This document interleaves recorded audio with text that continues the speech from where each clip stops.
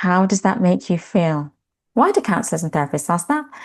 Hi, I'm Sandra Mazili, founder of Inner Action Counselling. Visit me at www.inneractioncounselling.co.uk. Today I'm digging into that question, how does that make you feel? That's right, that's the one mental health practitioners the world over repeatedly ask their clients and patients. Film and TV distort counselling and therapy massively. But for some reason, this question, asked in real life, makes the cut.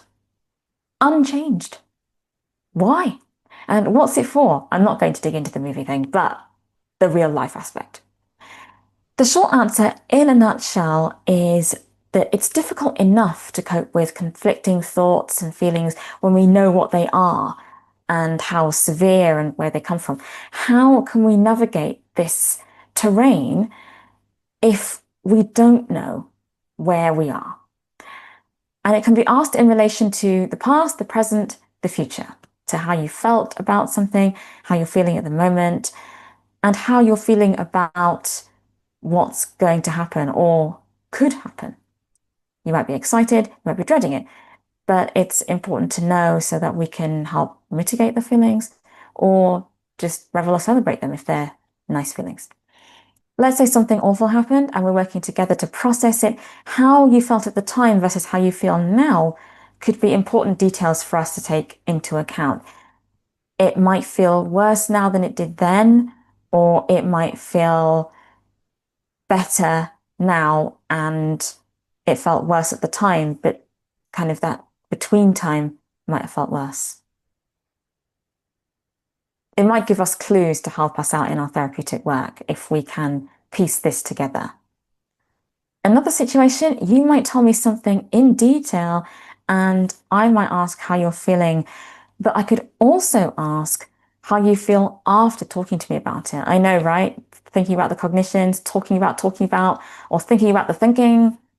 Yeah, that's therapy for you. But it can be helpful because if we're deciding to try out a specific technique, like graded exposure, for example, let's say we're starting at the very low grade end, we could think it's safe to step it up a gear when in fact it isn't. But without that feelings check-in, we wouldn't necessarily know. Or you might say to me that you're okay and I could take you at face value for whatever reason, like you want to just kind of get through this. But we might do a feelings check-in and you actually step in and observe yourself and you're like, actually, we need to slow this down a bit. Or maybe we're too slow and we need to speed it up. But it's important to do those feelings check-ins. Sometimes when we do a feelings check-in, a client can surprise themselves and me. I thought I'd feel more of this or less of that, or worse or better, but now you say that, ...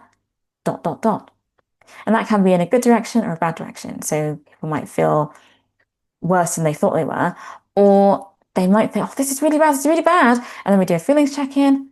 Actually, it's not as bad as I thought it would be. How about that?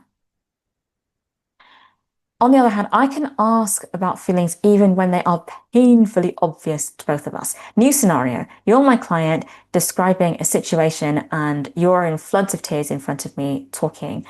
And I might ask, how you feel? How are you feeling? Even though it's obvious to both of us how you're feeling. So why am I asking that?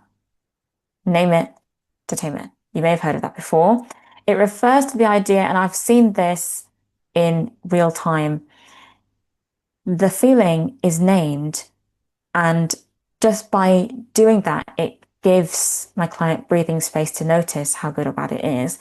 Or by naming that feeling, the intensity of that feeling is reduced. Not just the perception, but the actual feeling goes down. So there's a whole host of reasons and more as to why that question, how does that make you feel, is asked in therapeutic work. Thanks for joining me. If you want more interesting content like this, like and subscribe, comment below if you want something specific for you. Keep comments reasonable, respectful, safe and welcoming if you can. And if you can't, then don't make the comment. Until next time, thanks for joining me. Take care and bye for now.